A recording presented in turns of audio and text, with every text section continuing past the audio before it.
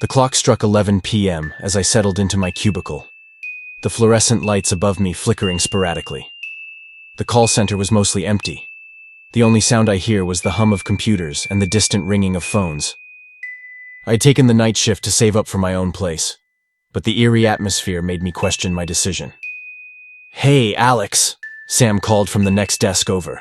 He had been working here for years and had stories that made my skin crawl. "You heard about what happened to the last guy who worked nights, right?" I rolled my eyes. "Another ghost story, Sam? Come on, it's just an old building." He leaned in closer, lowering his voice. "I'm serious. They say he started hearing things, voices in the lines. Then one night he just disappeared." I laughed nervously. "That's just urban legend." But deep down, a chill ran through me. I pushed the thought aside, focusing on my work as the phone rang. I answered, ready to assist the customer. The calls came in steady waves, mostly complaints and routine inquiries. But as the hours passed, I noticed something strange. The calls began to feel different. The voices sounded distorted, and I could hear faint whispers beneath the customers' complaints. "Is there anyone else on the line?" I asked, trying to dismiss the growing dread in my gut. "No, it's just me," the caller replied, but something about their tone felt off. "Help me! Get out!" The voice faded into static, sending chills down my spine. I glanced over at Sam, who was now staring at his screen, his face pale. "Did you hear that?" I whispered. "Yeah," he replied, "it's starting again." I tried to focus on the next call, but the unsettling feeling only intensified. The lights flickered again, and I could have sworn I heard someone whispering my name from the back of the room. "Alex, come here." "Sam, I think something's wrong," I said, my voice barely above a whisper. He shook his head, clearly shaken. "Just ignore it. They can't hurt you if you don't believe in them." But belief was becoming increasingly difficult as the night dragged on. Each call felt heavier, as if the darkness in the room was closing in around me. Around 2 a.m., the atmosphere became suffocating. The phones rang incessantly, but every call was the same.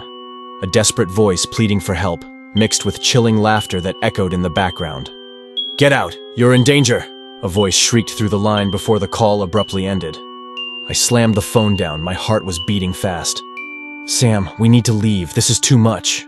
But Sam was frozen, eyes wide as he stared into the darkness at the back of the office. "Alex, it's happening again." "What's happening?" I demanded. But before he could answer, the lights flickered violently, plunging the room into darkness. Suddenly, a blaring alarm sounded, and I felt a presence behind me. I turned slowly, heart pounding in my chest.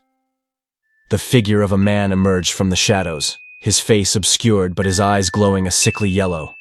"Help me," he rasped, extending a hand toward me. "Stay back," I screamed, stumbling backward, and suddenly, the lights flickered back on. The figure was gone, leaving only a cold chill in the air. I turned to Sam, who was pale as a ghost. "Did you see that?" I asked. He nodded, trembling. "We have to get out of here, now." As we made our way to the exit, the phone rang again. Against my better judgment, I answered it. "Thank you for calling." But the voice on the other end sent ice through my veins. "Help me! I can't get out!"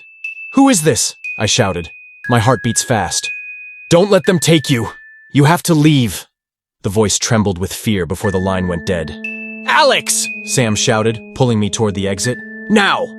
We rushed out into the dimly lit hallway, the darkness pressing in around us. But the moment we reached the exit, the door slammed shut. I pulled on the handle, but it wouldn't budge. "Sam, do something!" I yelled. Suddenly, we heard the sound of laughter echoing through the hall. "You're not leaving," the voices taunted. In a fit of desperation, I threw myself against the door, and with one final push, it swung open. We stumbled outside, gasping for air, but relief was short-lived. As we stumbled outside, gasping for air, I turned to Sam. "Did you hear those voices? We need to call the police." But Sam's face changed. "You don't understand," he said, his voice calm, almost eerie. "This is exactly what I wanted." "What are you talking about?" I asked, confused and still breathless. He stepped closer, an unsettling smile creeping across his face. "You were the final piece, Alex. You were the last one we needed to complete the ritual." My stomach dropped. Before I could react, he lunged at me, his face distorting, his eyes glowing a sickly yellow similar to that we saw earlier as he grabbed my arm. I fought back, adrenaline coursing through me, breaking free from his grip. Without looking back, I sprinted away from the building, my mind racing. The echo of Sam's laughter followed me as I ran, but I didn't stop and didn't look back.